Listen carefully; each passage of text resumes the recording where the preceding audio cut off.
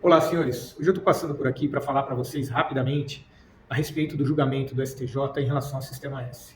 Para quem não sabe, o Sistema S são aquelas contribuições a terceiros, onde se discutia a limitação da base de cálculo a 20 salários mínimos. O que são o Sistema S? São aquelas contribuições destinadas ao SESI, SENAI, SENAC, Salário e Educação, e que eram voltadas para a manutenção dessas entidades e que incidia, de uma forma geral, a uma alíquota que poderia chegar até 5,7% ou 5,2%, dependendo da atividade econômica da empresa. Então, se discutia a limitação da base de cálculo, ao invés de 5,2% ou 5,7% de forma geral, a base de cálculo deveria ser reduzida a 20 salários mínimos e não deveria incidir sobre a folha de pagamento, deveria incidir sobre os 20 salários mínimos, o que reduziria bastante, né, a carga tributária das empresas. Essa discussão ela vem vindo no judiciário desde 2008 com julgamentos favoráveis às empresas, né? Depois ocorreu esse tema, ele foi afetado como recurso repetitivo e o judiciário passou a suspender todos os processos, aguardando o julgamento do tema 1079 pelo STJ. Ocorre que essa semana o STJ julgou efetivamente esse tema 1079 e, numa reversão de entendimento, estabeleceu que a base de cálculo de 20 salários mínimos, ela foi sim revogada em 1986, né, pelo Decreto-Lei 286, e o que valeria era sim a incidência dessas contribuições a terceiros à folha de pagamento, as alíquotas que poderiam chegar a 5,2% ou 5,7%.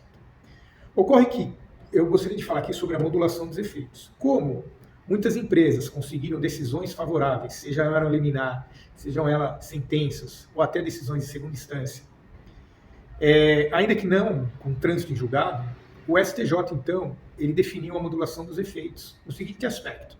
Para aquelas empresas, aqueles contribuintes que tinham ações judiciais e com decisões favoráveis, sejam elas liminar, sejam elas sentenças ou até julgamento de segunda instância, e ela não fala aqui sobre trânsito em julgado, elas estariam protegidas ao não recolhimento do Sistema S com base na folha de pagamento, podendo recolher com base em 20 salários mínimos, desde que houvesse decisão judicial favorável. Ocorre que essas empresas deveriam voltar e devem voltar a recolher o Sistema S com base na folha de salários e com a alíquota estabelecida em lei, que pode chegar até 5,2%.